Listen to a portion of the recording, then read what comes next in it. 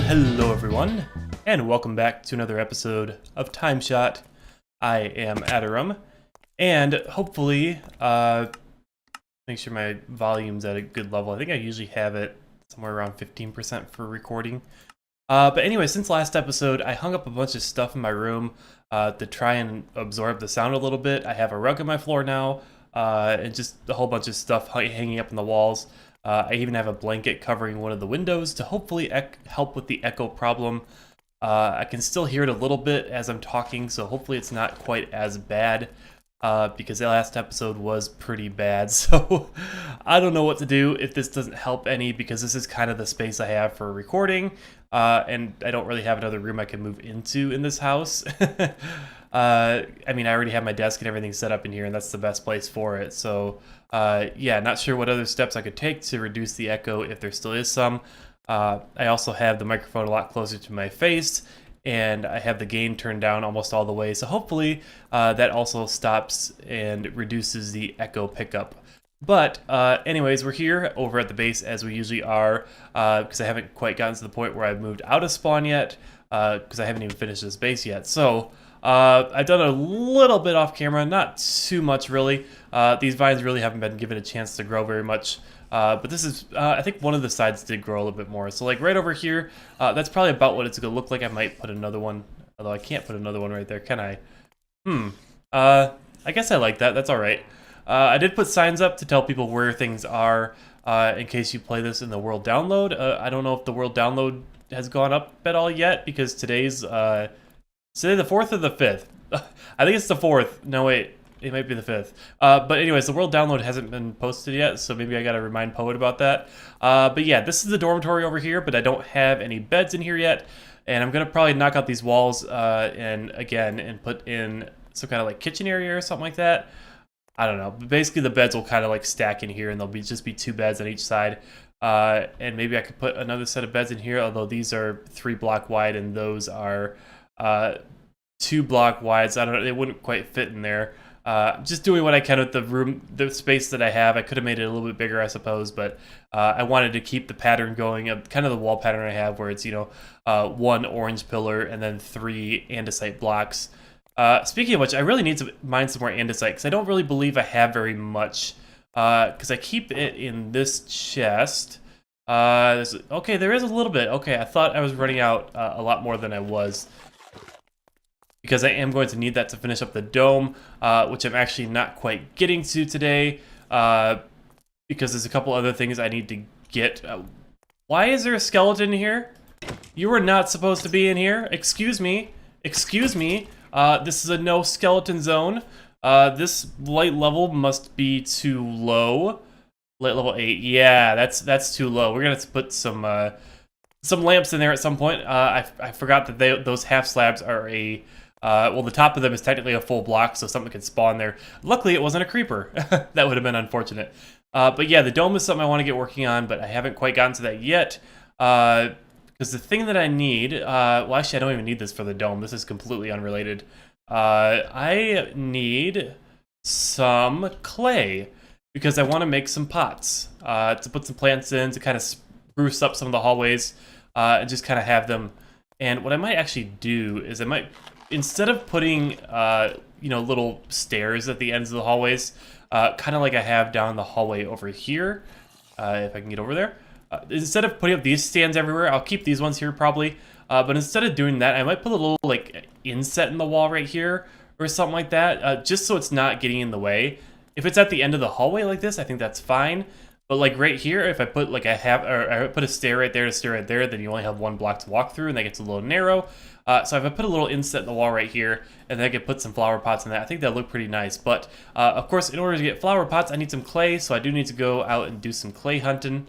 And I just realized that I intended to make some water breathing potions before I started this episode. I don't believe I have any pufferfish. I'm pretty sure you can grab them from the Guardian farm. I think the Guardians drop every type of fish, unless that's a change that got removed at some point. But so we'll have to go hop on over there real quick if I don't have any already.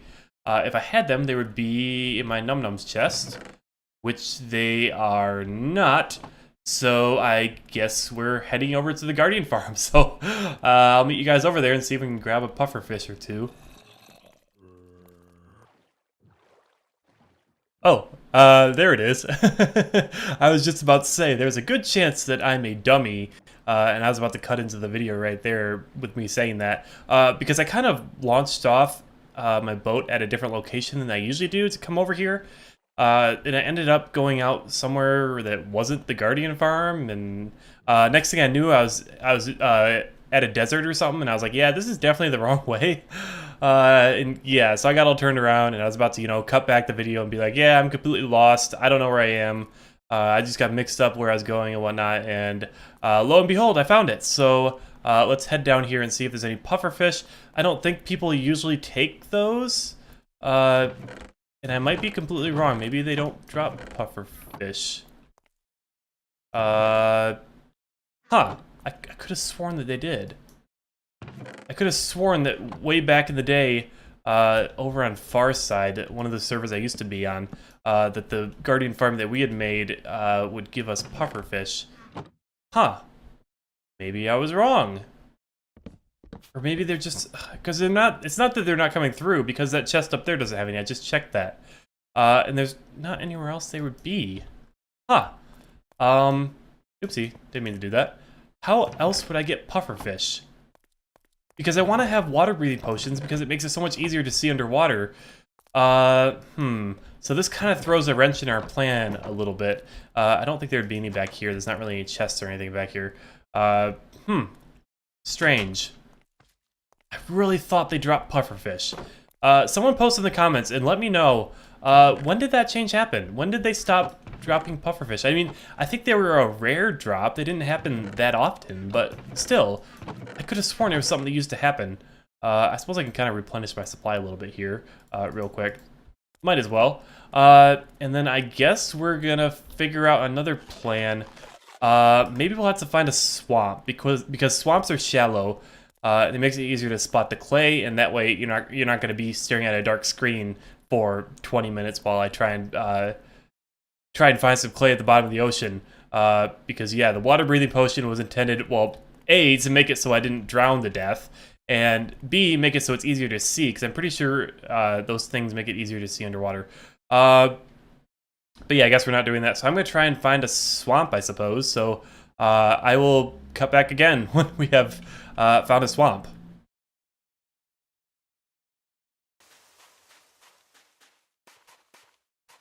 Okay, so I suppose I'll go ahead and bring us back right here just so we can kind of have a little bit of an adventure this episode. We're kind of running all over the server today. But I looked at the overview map, and it looks like there is a swamp right over by Mara's base. Unfortunately, there is not a portal to Mara's base last I knew. And there's also not a portal to the Guardian farm, which is why I had to boat over there. But the closest portal, I believe, is the closest portal, I believe, is Poet. So we're going to go ahead and portal over that way, and then we'll get to, hopefully get to the swamp that way, and be able to grab some clay. All of this effort just to get a couple pieces of clay, just a couple, to make a couple pots to put some flowers in. I mean, is that really too much to ask?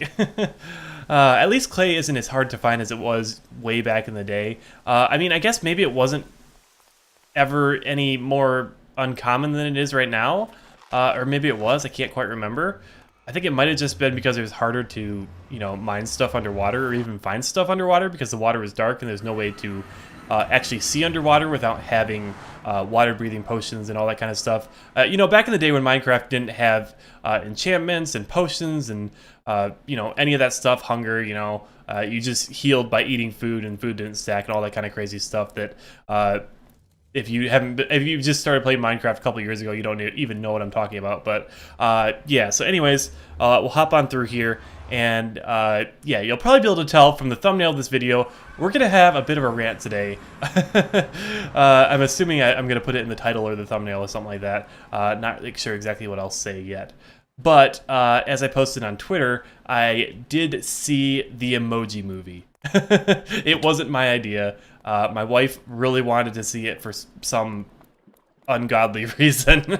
And well, of course, I kind of had to go along, so I was like, yeah, what the heck. I mean, I really didn't want to see it, but it's kind of like, well, what do I do? And let's go ahead and figure out which way we're going before we start going into full-on rant mode, because I may lose track of what I'm doing, and then we'll end up just wandering in circles and not actually accomplishing anything. And if I'm going to rant about something, I want to at least accomplish something while I'm doing so. So I believe this is the direction we want, because that's the lighthouse, right? Am I completely turned around, or am I not? I think I'm good. So yeah, where do I start with this thing? It's just something that really shouldn't have ever existed in the first place. And honestly, I was actually planning on ranting about this thing before I even went to see it, and I wasn't even planning on seeing it. Like, I was gonna actually post an episode on TimeShot, you know, just make it one of my topics, just kind of talk about it, because I had a bit of ranting to do about this movie without even having seen it. But now I've seen it, so I have a lot more, you know, to actually say about it. You don't have to just listen to me rant about the idea of the Emoji movie. I can actually rant about the Emoji movie itself, because I did actually suffer through it. Maybe suffer is not the right word. I mean, I feel like people are maybe blowing it out of proportion. I mean, is it a bad movie? It's not great. Is it the worst movie of all time? No, I don't think it's the worst movie of all time. I don't think I'd be able to tell you what the worst movie of all time is. That's really hard to say. I mean, there's lots of bad movies out there that are actually enjoyable because they're so bad. This movie was not enjoyable. Because it was so bad, but it wasn't all. It was also not bad enough that I had to walk out of the theater or something like that. Although I did joke with my wife that we should get a bucket of popcorn and finish it before the movie starts, so I can use it as a barf bowl during the movie. But yeah, all that aside, it was an okay movie. I think probably my number one complaint with it was it didn't have any original ideas. It really just felt like a retread of ground that's been, you know, tread by other movies, much better movies. I mean, I actually do see quite a few animated kids movies, because those are the kind of movies that my wife tends to enjoy the most. But yeah, so this movie did feel a lot like a combination. I think a lot of people said it feels like Wreck-It Ralph, but that's not actually a movie I've seen, so I can't really make that comparison. To me, it really felt like a combination of the movie Inside Out and the Lego Movie. That's what it felt like to me. It felt like it was just some kind of just some like crappy version of those two movies, and it just didn't do anything on its own. I mean, it was just very predictable. And in fact, that's a complaint I've had about another movie that was actually, you know, well received. The movie Avatar. Bleh. Can I talk today? Can I pronounce my words today? The movie Avatar, and was somebody chopping down trees here? The movie Avatar was very predictable in my opinion, because it, I don't know, it's just something about it. You can just kind of tell what's going to happen in the plot coming up. It doesn't matter if you've seen the movie or not before. You just know what's going to happen, because it's the kind of thing that happens in every movie that kind of sets up that way. You know, I mean, in the Emoji movie, you've got this character who you know, wants to fit in. You know, just like in the Lego movie, where the main character just wants to fit in. He wants to be like everybody else, and that's what the Met Emoji, the main character of the movie, wants to do. He wants to do his part. He wants to fit in. You know, he wants to conform to society. You know, it's the same thing that happens in the Lego movie. And of course, he's going to set out on some quest to discover that, you know, the truth is he doesn't have to conform to that. He can be himself. And oh boy, this is such an exciting new idea that we've come up with that it definitely hasn't been seen anywhere before.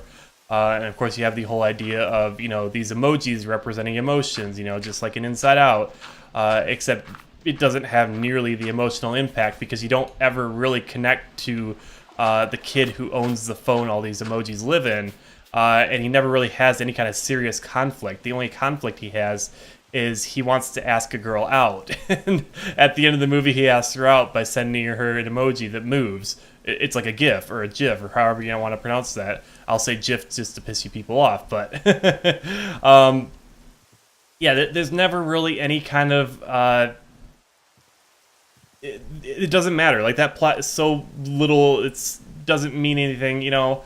Whereas, you know, in Inside Out, like, the plot that the main character, I think her name was Riley, is going through is, you know, actually a bit more profound, if you know what I'm saying. You know, it's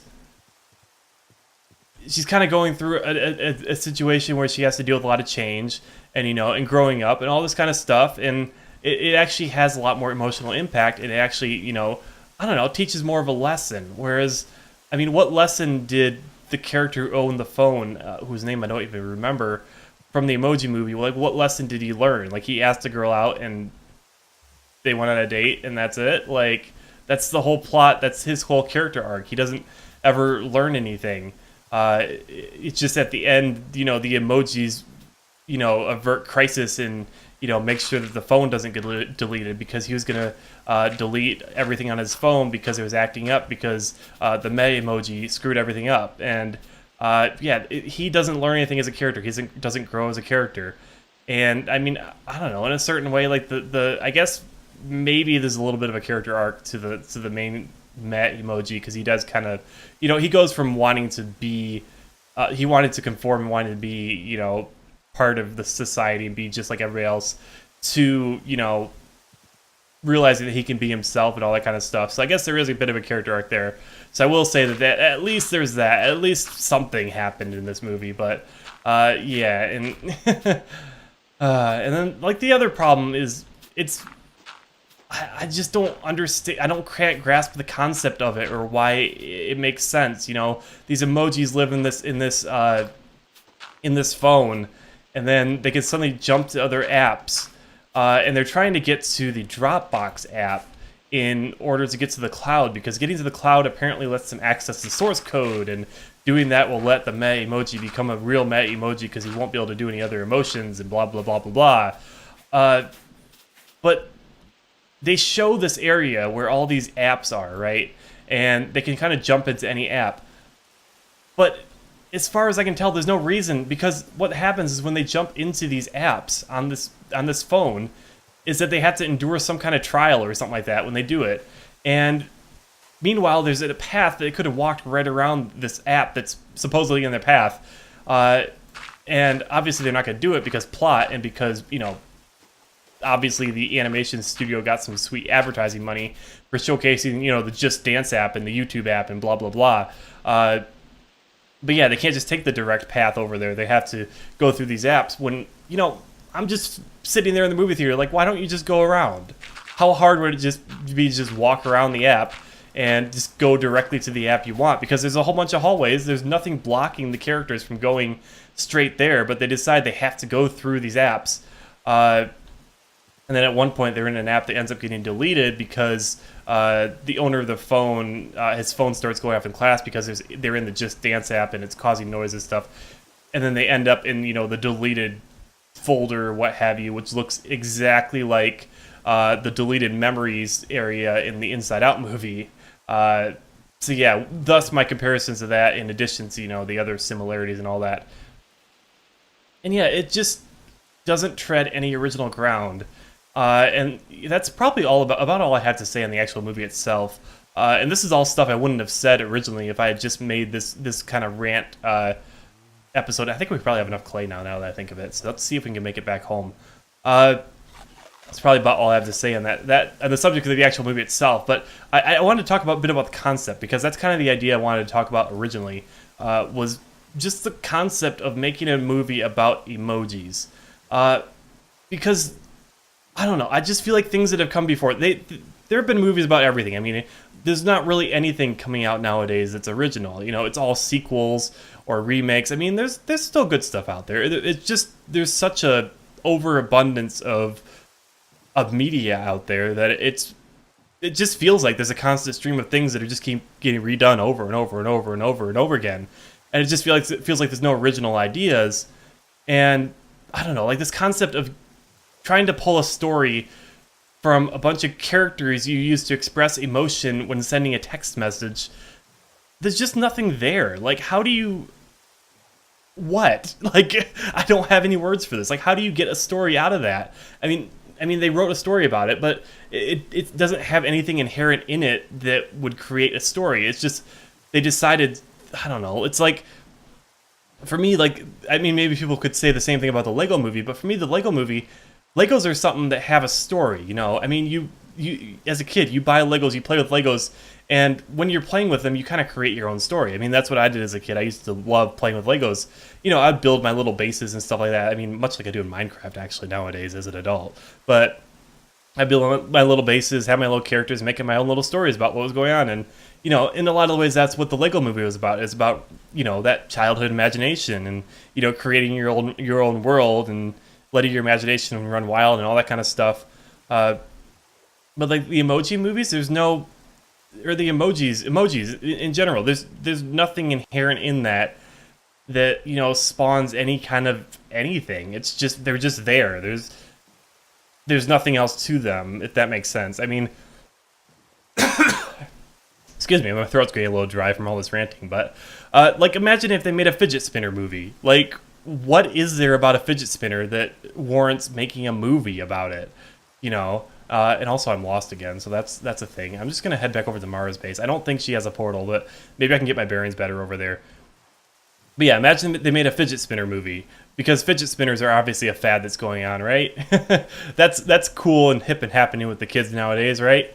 Like, what about the fidget spinners makes a good movie? Why do we need to tell a story with fidget spinners? You know, like, what does that add to the story? You know, I mean, I actually had a class about. Did I have a class, or this might have been one of my wife's classes actually that she told me about. Yeah, now that I think of it, it was one of my wife's classes that she was in. She took a class on child lit because at one point she was going into primary education, elementary ed as her major. She ended up changing that to social work later on. But that was going to be her major, and she was planning on going into that. And one of the classes she took was on, you know, child lit, you know, literature meant for children.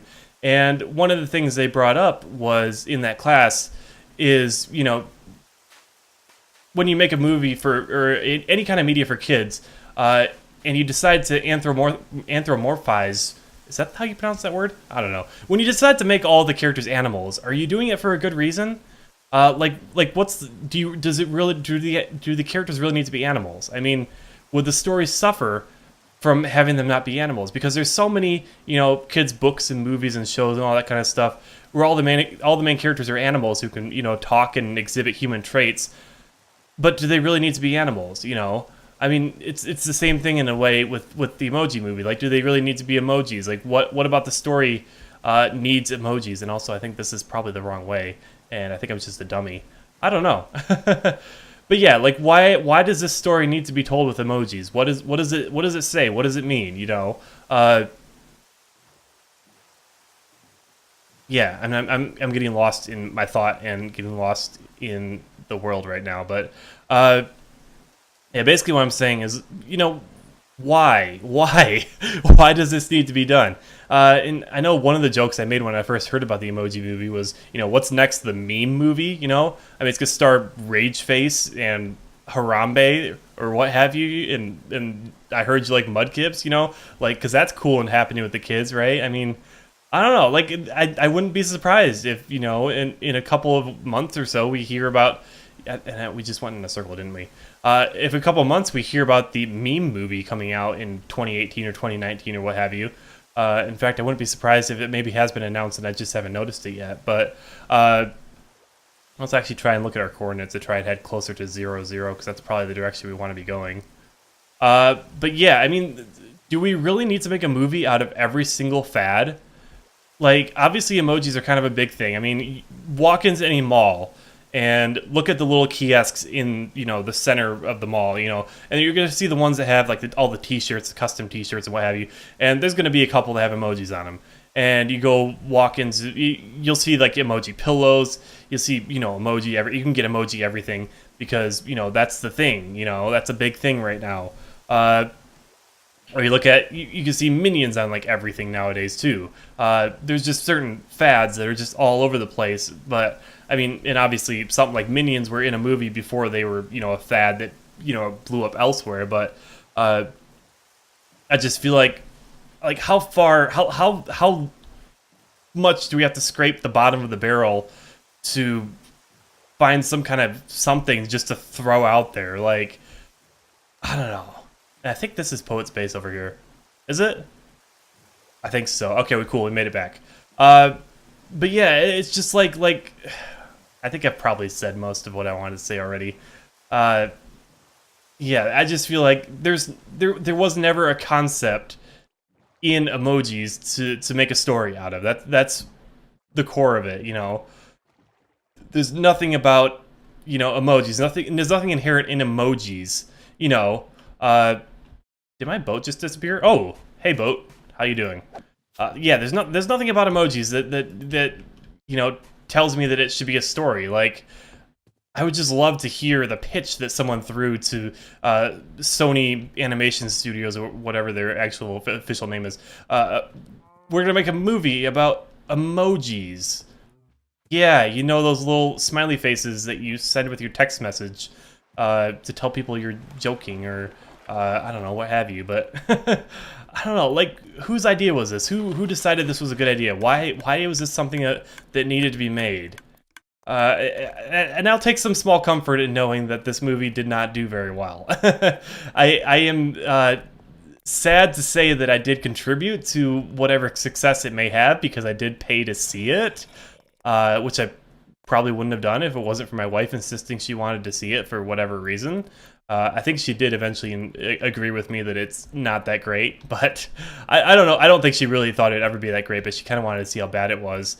But I kind of argued, you know, let's not give money to them because if we do, they're going to make Emoji Movie 2, and they're also going to make Fidget Spinner Movie and Meme Movie and I don't know what else.